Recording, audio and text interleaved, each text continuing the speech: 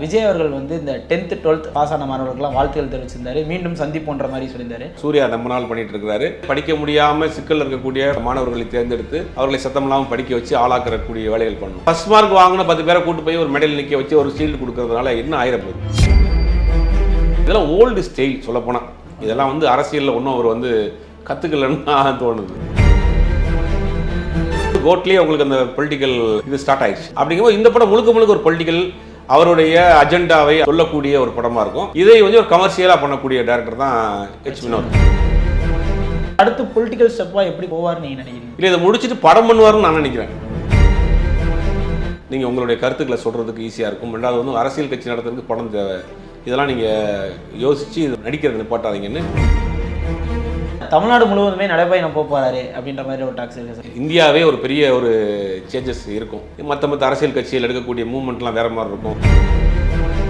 அறிக்கை விடுறதுக்கான வாய்ப்பு இருக்கா சார்? எங்க கொள்கை இதுதான். கட்சி மாநாட்டில் கட்சியினுடைய கொடி சின்னம் கட்சியினுடைய கொள்கை எல்லாமே மாநாட்டில் முடிவு பண்ணுவாங்க. அந்த மாநாடுமே சீமான் அவர்களும் அவரும் தம்பி அப்படின்ற மாதிரி உரிமையா பேசிட்டு இருக்காரு. இவர் அந்த கொள்கைக்கு போயிட்டாருன்னா ஏற்கனவே விஜயகாந்த் அவர்கள் சொன்ன மாதிரி தான் கட்சி ஆரம்பிக்க வேண்டிய அவசியம் இல்லையே. அவர் தமிழ் தேசியவாதியாகவே போயிடலாமே.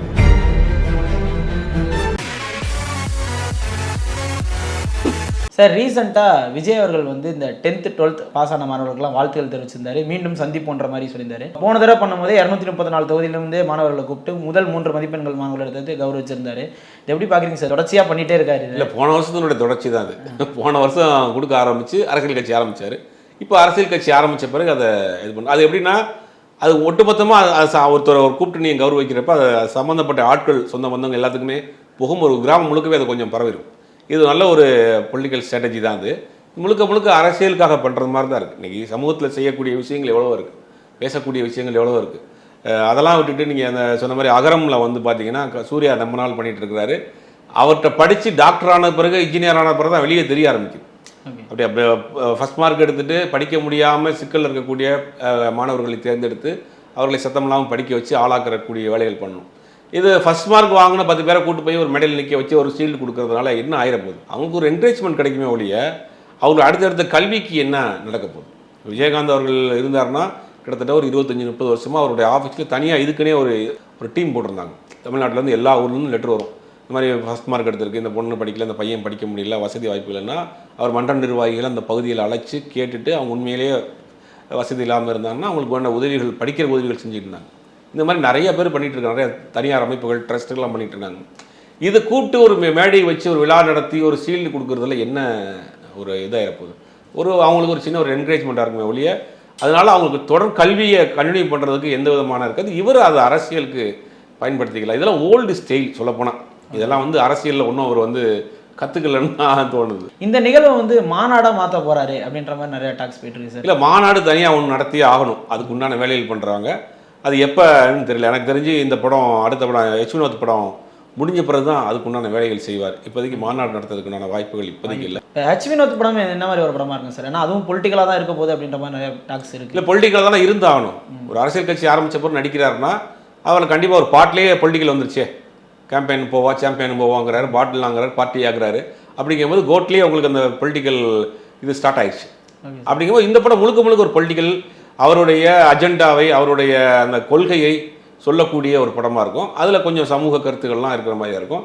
இதை வந்து ஒரு கமர்ஷியலாக பண்ணக்கூடிய டைரக்டர் தான் எச் வினோத்.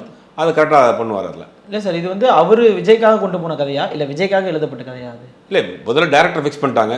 டைரக்டர் வந்து ஒரு விஜய்க்காக உருவாக்கப்பட்ட கதை தான் இருக்கும். ஏன்னா விஜயை வச்சு இப்போ வேறு மாதிரியான கதைகள்லாம் ஒரு லவ் ஸ்டோரியோ ஒரு போலீஸ் ஸ்டோரியோ ஒரு கிரைம் ஒரு வில்லன் ஆன்டி வில்லன் அந்த மாதிரியான இதெல்லாம் பண்ண முடியாது. இப்போ அப்போ முழுக்க முழுக்க இவரை ஒரு பில்டப் பண்ணுற மாதிரி, இவரை வந்து ஒரு உயர்த்தி காட்டுற மாதிரி, இவருடைய கொள்கைகளை அந்த சித்தாந்தங்களை சொல்கிற மாதிரியான படமாக தான் இருக்கும். அதுக்குண்டான வேலைகள் தான் பண்ணிட்டு இருக்காங்க. இதை முடிச்சுட்டு அடுத்து பொலிட்டிக்கல் ஸ்டெப்பாக எப்படி போவார்னு நீங்கள் நினைக்கிறீங்க? இல்லை, இதை முடிச்சுட்டு படம் பண்ணுவார்னு நான் நினைக்கிறேன். 68 தாண்டி படம் பண்ணுவார். நிறைய பேர் அவருக்கு அட்வைஸ் கொடுத்துட்ருக்காங்க. பழைய நடிகர் கார்த்திக் கூட வந்து அவர் ஒரு அட்வைஸ் ஓப்பனாக கொடுத்துருந்தார். இந்த மாதிரி சினிமாவை நீங்கள் மொத்தமாக வந்து அவாய்ட் பண்ணக்கூடாது. சினிமாங்கிறது ஒரு பெரிய மீடியா. நீங்கள் உங்களுடைய கருத்துக்களை சொல்கிறதுக்கு ஈஸியாக இருக்கும். ரெண்டாவது வந்து அரசியல் கட்சி நடத்துறதுக்கு படம் தேவை. இதெல்லாம் நீங்கள் யோசித்து இது படத்தை நடிக்கிறது நிப்பாட்டாதீங்கன்னு கார்த்திக் சொல்லியிருந்தார். நிறைய அவருடைய அட்வைசர்ஸ் வெல்விஷர்ஸ்லாம் சொல்கிறாங்க இந்த மாதிரி. அதனால் அதை மறுபரிசீலனை பண்ணுறதுக்கு வாய்ப்பு இருக்குது. கடைசி படமாக அது இருக்காது.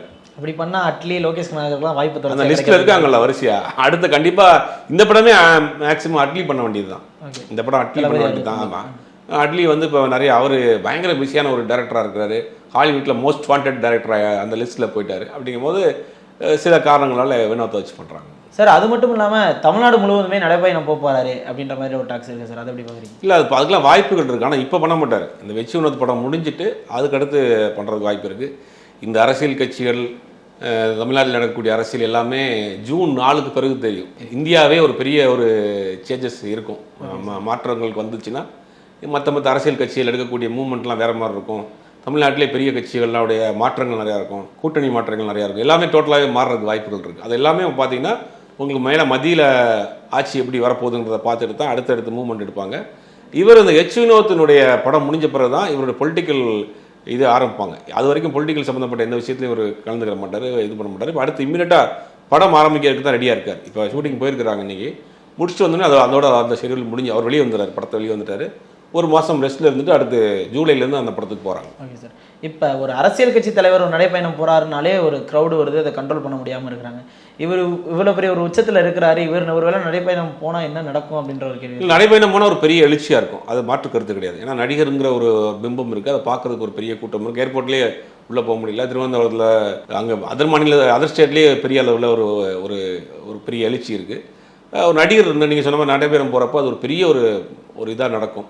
ஆனால் அதனால் நான் நிறைய பக்க விளைவுகளும் ஏற்படும். பக்க விளைவுனா ஆப்போசிட் சைடில் இருந்தும் ரியாக்ஷன் வரும். அப்படிங்கும்போது அதெல்லாம் யோசிச்சு தான் முடிவு பண்ணுவார். இப்போ திடீர்னு போய் ஒரு நடைப்பயணம் போயிட்டாருன்னா அது ஒரு பெரிய மற்றவங்களுக்கு ஒரு எரிச்சலை கொடுத்துரும், ஒரு எதிர்ப்பை கொடுத்துரும். அது ரொம்ப ஒரு சிக்கலாயிரும். அந்த நடைப்பயணம்ங்கிறதெல்லாம் வந்து ஒரு பெரிய விஷயம். அது இந்த மாதிரி சினிமா ஸ்டார்ஸ் ஒருத்தர் நடைப்பயணம் போகிறாருன்னா அது ஒரு பெரிய ஒரு வைரல் கண்டென்ட்டாக மாறிடும். ஒவ்வொரு நாளும் ஒரு பெரிய விஷயமாக மாறிடும். அப்படிங்கும்போது அதை ரொம்ப பக்குவமாக அதை வந்து உடனே பண்ண மாட்டார். எனக்கு தெரிஞ்சு கடைசி கட்டமாக தேர்தல் அறிவிக்கிறதுக்கு ஒரு 6 மாதத்துக்கு முன்னாடி, தேர்தலில் நிற்க போகிறோம் அப்படின்னு தெரிஞ்சதுக்கு 6 மாதத்துக்கு முன்னாடி தான் அது பண்ணுவார். அதுக்கு முன்னாடி இந்த மாநாடுகள்லாம் நடத்துறதுக்கு வாய்ப்பு இருக்குது. Okay sir. அறிக்கை விடுறதுக்கான வாய்ப்பு இருக்கா சார்? எங்கள் கொள்கை இதுதான் அப்படின்ற மாதிரி தான் அறிக்கை விடுறது இல்லை, அது கட்சி மாநாட்டில் முடிவு பண்ணுவாங்க. கட்சி மாநாட்டில் தான் கட்சியினுடைய கொடி சின்னம் கட்சியினுடைய கொள்கை எல்லாமே மாநாட்டில் முடிவு பண்ணுவாங்க. அந்த மாநாடுமே எச் வினோத் படம் முடிஞ்ச பிறகு தான் நடக்கும். இப்போதைக்கு எந்த விதமான அரசியல் வரக்கூடிய தகவலில் என்ன சொல்கிறாங்கன்னா முழுக்க அந்த படத்தில் தான் அவர் கான்சன்ட்ரேட் பண்ணுறாரு. அரசியல் சம்மந்தப்பட்ட எதுவும் ஆக்டிவிட்டியாக பெருசாக இல்லை. அந்த மாநாடுமே பல இடங்களில் நடக்குன்ற மாதிரி சொல்கிறாங்க. மெயினாக ஃபஸ்ட்டு இப்போ மதுரை சொல்லியிருந்தாங்க, அப்புறம் திருச்சின்னாங்க, இல்லை சென்னையிலேயே வரதுக்கான வாய்ப்பு இருக்குன்ற சொல்கிறாங்க. எங்கே ஃபிக்ஸ் பண்ணியிருக்காங்க சார்? இல்லை, அது திருச்சியை தான் சூஸ் பண்ணுவாங்க. எல்லா அரசியல் கட்சியும் வந்து திருச்சி தான் வந்து தமிழ்நாட்டினுடைய சென்ட்ரல் பிளேஸ். எல்லாரும் வந்து போகிறதுக்கு ஈஸியாக இருக்கும். அதனால் திருச்சி பண்ணுறதுக்கு வாய்ப்பு இருக்குது. இல்லைன்னா சென்னை, மேக்ஸிமம் திருச்சி இருக்கிறதுக்கு வாய்ப்பு இருக்குது. அதே மாதிரி விஜயகாந்த் அவர்களோட கட்சி தேமுதிக கூட கூட்டணி வரதுக்கான வாய்ப்பு இருக்குன்ற மாதிரி நிறையா பேசிட்டு இருக்காங்க சார். ஏன்னா வந்து ரீசெண்டாக கோட் திரைப்படத்தில் கூட விஜயகாந்த் அவர்களை வந்து ஏஐயா கொண்டு வர போகிறாங்க, ஆர்டிஃபிஷியல் இன்டெலிஜென்ஸ் யூஸ் பண்ணி கொண்டு வர போகிறாங்கன்றா சொல்லிட்டு இருந்தாங்க. அது எதுக்காக வாய்ப்பு இருக்கா சார்? இல்லை, அது ஒரு அரசியல் கட்சியாக உருவாயிருச்சு. அதுக்கு ஒரு கட்சியின் தலைவர் இருக்கார், பொதுச் செயலாளர் இருக்கார், பொருளாளர் இருக்கார், இளைஞரணி செயலாளர் இருக்காங்க. அவங்களுக்கு கட்சிக்கு ஒரு கொள்கை இருக்குது, கொடி இருக்குது. அவங்க ஒரு 3-4 தேர்தலை சந்திச்சுட்டாங்க. அப்படிங்கும்போது அந்த கட்சியில் இவர் போய் எப்படி சேருவார்? இவருக்கு ஒரு தனி கட்சி ஆரம்பிச்சிருக்கிறாரு. இவர் ஒரு மாற்றத்தை தானே பார்க்குறாங்க. அதிமுக, திமுக, தேமுதிக எல்லாருக்கும் கட்சியாக இருக்குது. இவர் மாற்றான ஏதாவது புதுசாக ஒன்று பண்ண போகிறோம்னு சொல்லி தானே வர முடியும். நீங்கள் அங்கே போய் சேர்றதுக்கு எதுக்கு கட்சி ஆரம்பிக்கணும்? கூட்டணி வைக்கிறதா இருந்தால் அப்படி கட்சி ஆரம்பிக்கணும். அந்த மாதிரியான முடிவு எடுக்க மாட்டார். அங்கேயும் பெருசாக ஒன்றும் சேர்றதுக்கு வாய்ப்பு இல்லை. இந்த ஏஐயில் பயன்படுத்துகிறாங்கன்னா அந்த படத்துக்கு ஒரு கூடுதல் சிறப்பு. விஜயகாந்தனுடைய ரசிகர்களை விஜயகாந்த் மறைவுக்கு பிறகு திரைகளை பார்க்குறப்போ ஒரு கூட்டம் வரும். அது ஒரு பிஸ்னஸ் ஒரு ட்ரிக்கு தான். அதை கரெக்டாக வெங்கட் பிரபு அந்த படத்தில் பயன்படுத்துகிறாரு.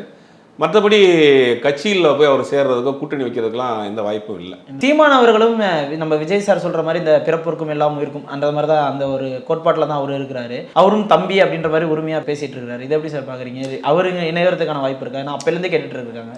இல்லை, இவர் நண்பா நண்பிகள்ன்றாரு, அவர் தம்பி தங்கைகள்ன்றாரு.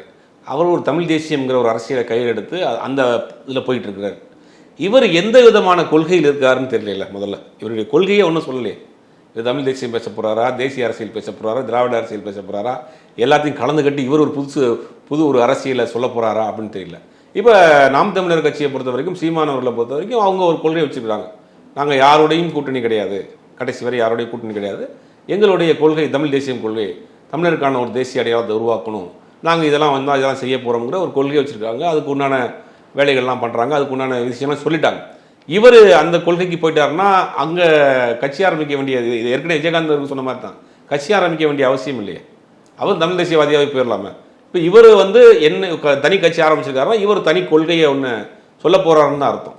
இவர் இந்த இருக்கக்கூடிய இளைஞர்களுக்கு அவருடைய நண்பிகளுக்கு ஒரு புது அரசியலை புது கருத்தை வந்து சொல்ல போகிறாரு அப்படின்னு தான் எதிர்பார்க்குறோம். அவர் என்ன சொல்கிறாருங்கிறது ஒன்றும் இது வரைக்கும் தெரியல. கட்சி ஆரம்பித்து 6 மாதம் ஆக போகுது. அதுக்கு பிறகு தான் அவர் சொன்ன பிறகு தான் அவர் கூட்டணி வைப்பாரா இல்லை அவரும் நாம் தமிழர் மாதிரி தனியாகவே நின்று தேர்தலை சந்திக்க போகிறாராங்கிறது தெரியல. ஆனால் சீமானவர்கள் என்ன செஞ்சாரு, அந்த கொள்கை ஏற்புடையதாக இருந்தால் நான் கூட போய் கேட்கறதுக்கான வாய்ப்பு இருக்கு. ஆமாம், அவள் அந்த முதல் கொள்கை சொல்லட்டுமேங்கிறார். இதே கொள்கை வந்து நான் ஏற்புடையதான் என்ன அர்த்தம்னா அவரும் தமிழ் தேசியம் பேசி தான் ஏற்றுக்கிறேங்கிறார். சீமான் பேசக்கூடிய அரசியலை தம்பி விஜயும் பேசினார்னா நான் ஏற்றுக்கிறேங்கிறாரு. இவர் வேற ஒரு அரசியல் பேசினார், எப்படி ஏற்றுக்குவார்? அவருக்கு ஒரு கொள்கை வச்சிருக்காரு, ஒரு சித்தாந்தம் வச்சிருக்காரு, ஒரு கட்சி நடத்துறாரு, தொடர்ந்து தேர்தல் சந்திச்சுட்டு இருக்கிறாங்க. இவர் கொள்கைக்கும் அவர் கொள்கை மாறா இருக்கு.